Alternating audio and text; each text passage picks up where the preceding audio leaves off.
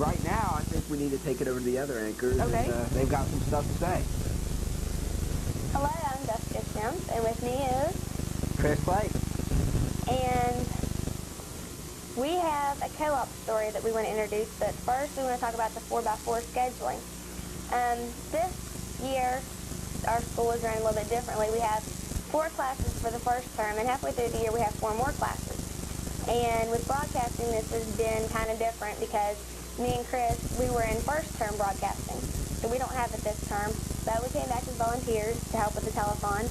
We love doing this, and we love the people of Roane County so much. Yes, we're real excited about doing this. So this is our first telethon for both of us, and our first year in broadcasting. So just kind of hang with us if we do for whatever. We're really excited. I know. I think everyone out there participating in telethon at all is really excited. Yep, it's hectic, but gosh, whenever we get started, it's a lot of fun. We got to keep going. We're pumped, man. We're pumped. Yep. So I guess we'll introduce to you it's a co-op story, and this story was done by Tim Crislip, who's a senior at RCHS and a second-year broadcasting student. And his techie was Joey Prime, who is also a senior at RCHS and a second-year broadcasting student. And this is about students who work at jobs during part of their school day. So just watch this video.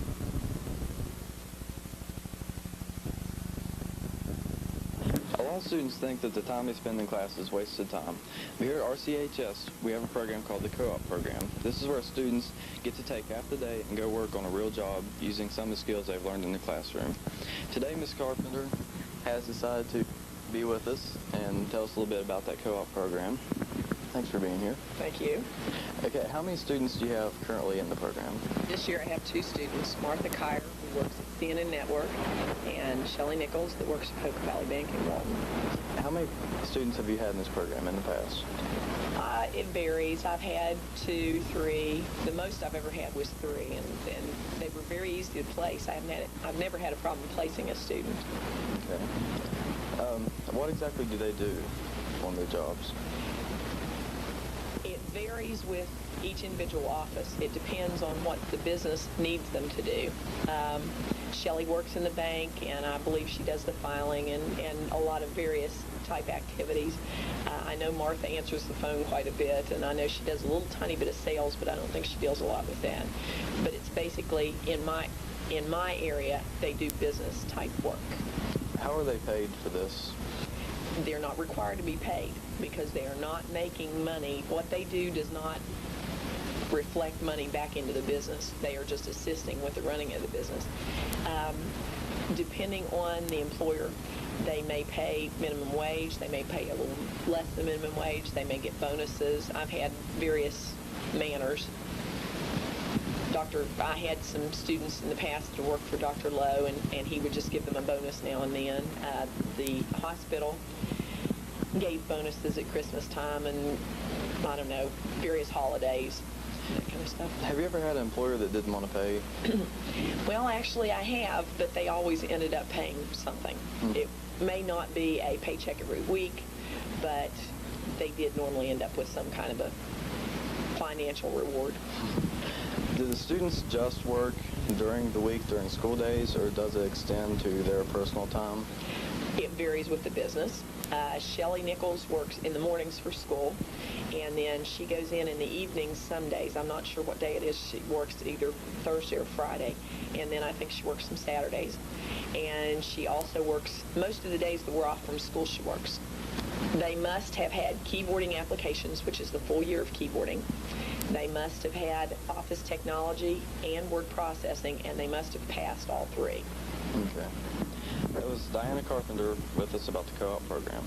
This is Tim Cressel for WRCH Channel 2. This is Martha Kyer, and she works at Soda One in Spencer. Okay, what do you do at your job? Well, mostly I sell cellular phones and pagers, and I also answer the phone and do filing and faxing and just stuff like that. Okay. How are you paid for this? I'm paid hourly, and I also get commissions for every telephone and every pager I sell. Okay, how do you like your co-op program? I like it really good. I like getting out of class, out of school. My co-op job, it's also, I know it's already gave me a summer job, and plus when I go to college, she's already said that I can plan something where I can work while I'm in college too. So. Okay, that was Martha Kyer, and I'm Tim Crislett for WRCH Channel 2. Okay, we want to thank Tim Crislett for that story. He's a second-year broadcasting student, and pretty interesting story on the co-op. But right now, we're going to start to thank some people. And first of all, I just want to give credit to Amanda Drennan because she is our server for this hour. There's a refreshment room that's directly across the hall from us right now, and there's a lot of goodies in there for our guests and I guess for our anchors too. I'm not sure they're supposed to be for us, but I was chowing down for about 5 minutes.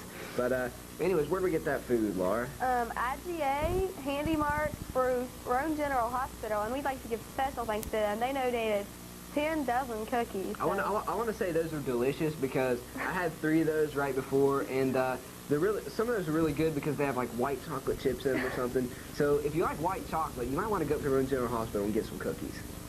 Town and Country, McDonald's, Dairy Queen, Wendy's, Walton Thriftway, Go-Mart, and Roane County Cafeteria. We'd like to say thanks for all those wonderful things that you've given us for our refreshment room. Right. Well, one of the things that we enjoy here at Channel 2 is the community support. We get great support from the community, and which is basically we're doing this telethon right now because we do need your support. We'd like for you to call in and make a donation, or just call in and say you're watching. You know, we're looking for our first caller, and we've got phone operators standing by. The number is 927-6404. So give us a call, you know, let us know what you think of, you know, let me know how I'm doing, you know, or just make a donation, you know, it'll be great. But anyways, we don't want to forget right now. We also have some other giveaways. We just had our first show call. I heard the phone ring. All right, well. So we'd like to say thanks to whoever's calling us. Well, I'm sure we'll find that out in a minute. Anyways, what else do we have to give away? We've got some special giveaways. We have 3 baseballs from the Pittsburgh Pirates. 1 Jay Bell, Al Martin, and I'm not sure of the other one. Me neither. But I tell you what, this is just the first hour. We're just getting into the swing of things. We'll let you know. We've also got a wooden mailbox made by Jeff Fetty. Steve Fetty. You know, those Fetty brothers are just so talented that I just get them all mixed up. But anyway, Steve Fetty made the mailbox, and he's basically like a woodworker, right? Yeah. He's your neighbor. Yeah. And he does some wonderful things. He makes signs, and he does a lot of the signs that you see in the community, the big wooden street signs. Right. He does so lots of definitely, things like you know, renowned artist, and also his brother Jeff, very talented in with metalworking. I mean, I'm sure he does a lot of other stuff, but I know him mostly as a metalworker. Right. Me too. Last year, he donated the daffodil that we gave away. It was metal, and that went in over $300. That was wonderful. Well, it was an item for over $300, and his stuff actually we've just been informed that it was over $500.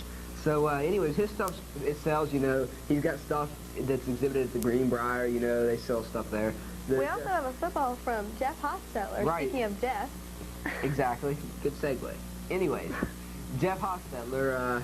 Many of you may know him as a quarterback for the Oakland Raiders and formerly the West Virginia Mountaineers and some other NFL teams. And recently, some WRCH Channel 2 students had a chance to go up to Morgantown and talk to him. And from what I understand, the interview went really well. He was really friendly and nice and autographed just everything in sight for us. And but we have a football right now. Well, not right now. We'd like to say thanks for that football. I think RAC donated that. Yeah, the football was about $45, and the Raider Athletic Club gave us that. And you know, they're an organization that does a lot of good stuff. But you know, we do tape basketball games and various sporting events and stuff like that for the community. So you know, if you enjoy stuff like that, and you know, choir concerts and things like that, you know, give us a call. You know, let us know you enjoy that, and you know, donate some money to us. Without your support, we can't continue to film all of these things because we don't have the money to buy the tapes and go to all these trips, right? Like the away games and. Right. Well, definitely. You know, keep in mind. You know, I know Laura's good, but we're not pros, and you know, this is a school organization, and you know, sometimes it's really hard to tell because there's so much technical equipment. I mean, you know, you come in here and there's cameras set up everywhere and editing machines and lots of stuff that I don't really even understand. Lots of this stuff is new. No one quite understands all Right. of this yet. You know, it's brand new, and we're really trying to figure out what it can do. With this live broadcast is really a lot of fun for us right now because we don't know exactly what we can do. But we got off track. We had some more giveaways. I think we have a wonderful wall hanging from Cabin Creek Quilt. That's a tongue twister. It sure is. As Laura demonstrated. Anyways, we've got that quilt, and we've also got some good stuff. There was, you know what? I'm just totally tongue-tied, so let's just go to the next tape. It's a story on Ezra Parker, actually. I heard he was pretty busy. You had to do an Ezra hunt? Yeah, well, I went on the Ezra hunt, and eventually found him after about 3 weeks. This guy is, he's really a busybody. The tape shows a little bit of that, but I don't think it can even. Right, Ezra's a real go-getter, and I've got long legs, but I had trouble keeping up with him. But eventually there was an Ezra sighting, and we caught up with him, so let's just go to that tape. Good evening. This is Special Reporter Gerald Titus coming to you from outside the Roane County High School. Today, my assignment is to track down the elusive Ezra Parker. I say track down because this man is so busy that he's often very difficult to find. Today, I hope to track him down and get an interview. Let's go.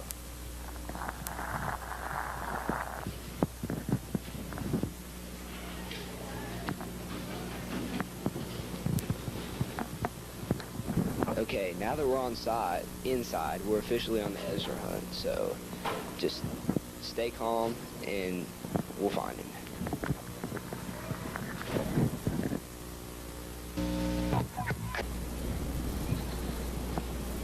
Have you seen Ezra? Ezra, you know Ezra, Ezra Parker?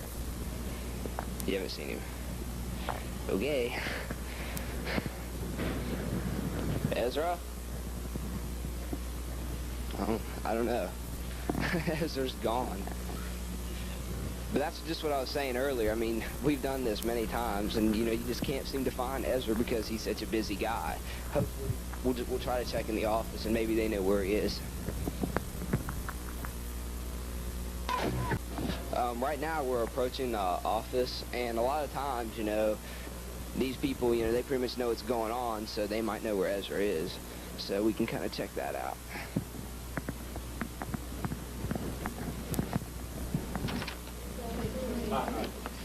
Pretty busy in here today.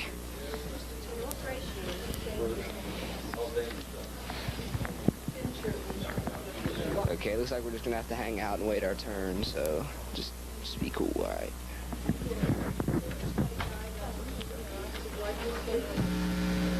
While I waited for the office secretary, Debbie Klein, to get off the phone, I spent my time asking people to see if anyone knew any information on Ezra's whereabouts. I talked to people like Miss Vinoy, but unfortunately the results were totally inconclusive.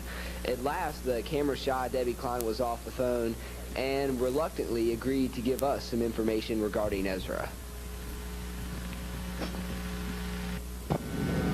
Debbie, here. Ezra is here. I'm not sure where he is. Where does he usually? Do you know? I mean... Well, he's usually here at about 2 o'clock, and he always checks in with Mr. Weston. He was just here. He just left. About 3 minutes. Okay, we'll go look for Ezra. He was here, but... Oh, hey, Sydney. Where's Ezra? Ezra who? Ezra Parker. Haven't seen him. Okay. He's lost. All right, Ezra's lost. Come on, let's find Ezra. It's like, where's Ezra? It's like kind of like where's Waldo, but different. All right, I've got one more idea. We can check, like, down in this little room where, like, Ezra hangs out and he does paperwork all the time. I'd say that's... Ezra, pretty soon. He ought to be right around this corner.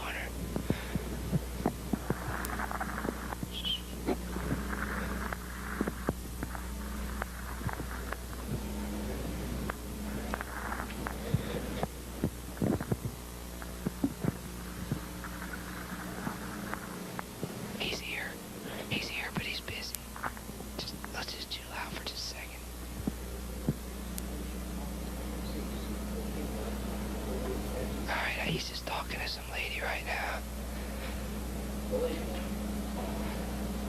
do it's right.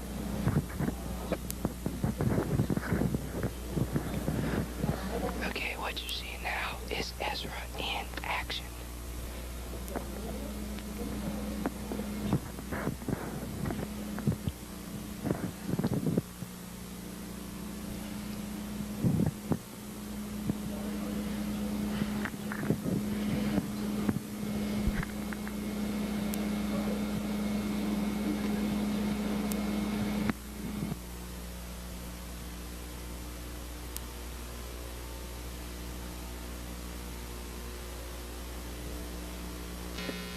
Once I was inside the office, Ezra agreed to show me the computers that he has in his office. These computers control things like the fire alarm system and also regulate the temperature of the building.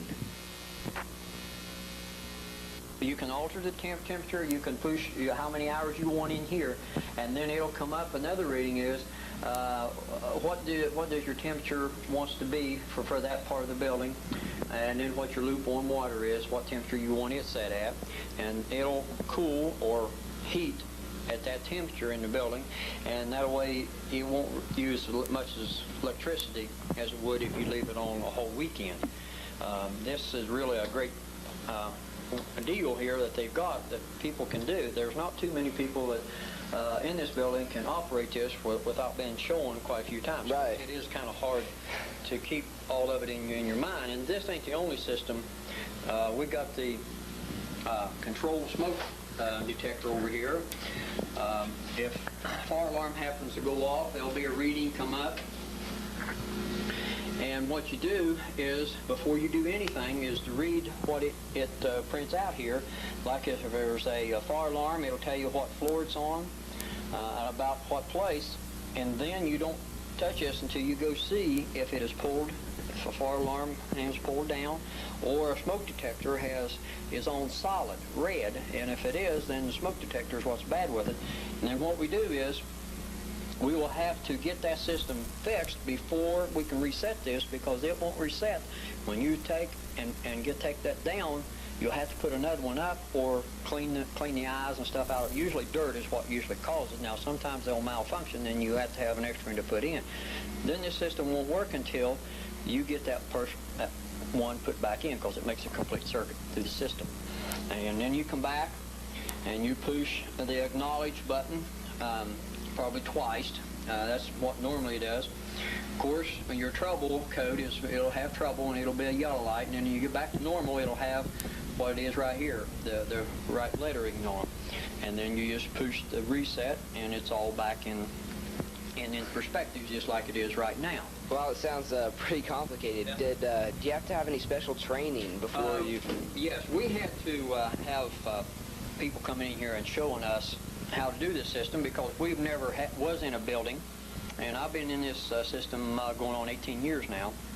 And at the old Spencer High School, or it is now Spencer Middle School, there was nothing this complicated, and I had to take a little training and a little in-service about 4 or 5 times. When this school was built, I had to have that much training so I could just motivate to know what I'm doing. But it took me a while to learn all of this. If you want to go back, we'll just push menu and it'll come back to the report and time and date. It's just all new system. And whenever they started out here, that they said that the cooling system in the ceilings, you had to go up there in the ceiling and slide the panel back and reset the main boxes. Mm-hmm. You don't have to do that. I found out later, a year later, and we had a lot of trouble when I first started. But anyhow, we started back, and we put. I found out that in the boxes, breaker boxes, in the electrical rooms over certain areas of the school, reset. All I had to do was to go in there and reset the units. Right. Well, obviously, you know, it's a big difference, like you were saying, with the computers at this school and the old school that you're at. Do you think it's an advantage to you? It is an advantage in some ways to us. I'd like to have more technology, more knowing how all the system works. Matter of fact, I'd like to go to school on some of this. It's really interesting, and I'm a kind of mechanical minded. I do automotive work, computers on them, so you know that helps out here. It's in the similar system, on working just a little different basis. You got to know a little different how it is set up, more of that. I don't know it all, but I would like to know 90% of it. I'm the main supervisor on evening shift, and anything that happens, they come to me and ride on my shoulders. So I've got a big responsibility. I never had a file cabinet, never had a desk at the other place. Well, I had a desk, but nothing work here. I like my work. Sometimes it gets overbearing at times. A lot of times, all of it comes in at once, and you got a lot of things to do, and you can't get to everything that you'd like to do. But I think that's the way with every one of us. All right. Well, I just want to thank you very much. It's been a pleasure. Thank you. All right. For WRCH Channel 2, this has been Gerald Titus. That was wonderful, Gerald. That took you like 5 or 6 weeks. So Well, should be good. I don't really think it's wonderful or anything, but it was certainly a lot of fun. That was pretty neat. The fast forward part, that was. Yeah, well, you know, being the technical person I am. Not really. That's actually a joke because I'm probably the least technical person at Channel 2. But anyways, it was a lot of fun to do, and I want to thank Ezra Parker for being so cooperative and giving time from his busy schedule. Anyways, while we were at the tape, we got our first 2 calls, and they came in so close it was a tie. So we don't know who the first caller was. They're just seconds away. Anyways, we have a $50 donation from Mort and Mary Beth Titus. Thank you.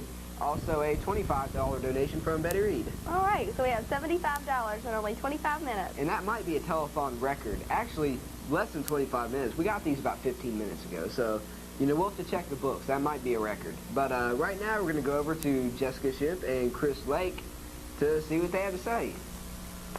Thank you. We're back, and we'd like to thank Gerald for that story. And Corey Reed, like Gerald said, he has really long legs, and you know, if Corey can lug that camera around and keep up with them, he did a great job. So we want to thank them for that. We also want to thank a couple other students.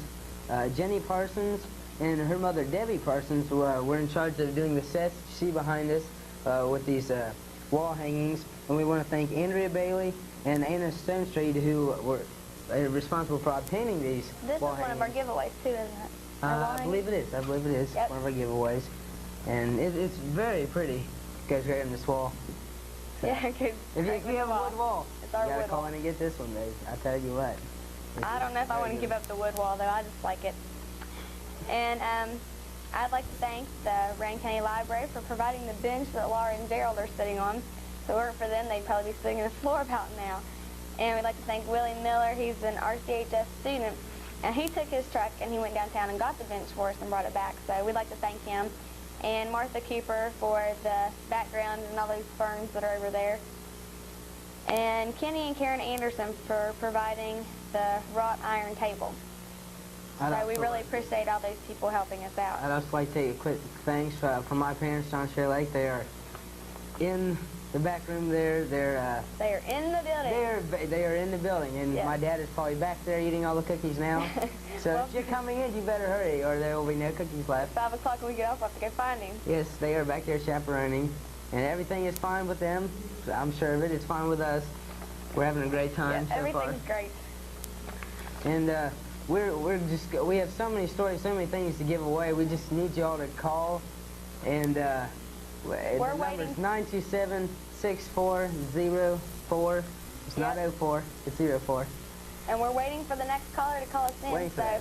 while we're waiting for them, what's next? Well, another great communication. It's not one we use here because, you know, we're teenagers. We use the phone a lot. A lot of people write notes. I don't like that. I feel like I'm not communicating with them very well. But there's another great way of communicating. It's an art that a lot of people know. In fact, I believe the United States or the national government has decided to make this as in a language you could take for college. Really? For college. Instead, you don't have to take German or Spanish or French. I used to know the alphabet, but I can't do it anymore. I know hi. There's H-I. That's my talent. The only one you need to know. Yes.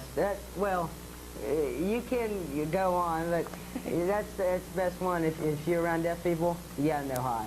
You gotta know that. Exactly. And another kind of communication is, of course, sign language. And it's very widely used, not by me. I know nothing. And my fingers get all twisted together, and I just can't do it. And all right, we have a story on sign language being brought to you by a special reporter, Jessica Gandy, who's also the assistant director at this hour. She's a sophomore here at RCHS, and this is her second year of broadcasting. Now, it's about April Hottle, who's an interpreter at Spencer Primary Center, and she's going to show us different types of sign language and some examples. Let's go to that tape.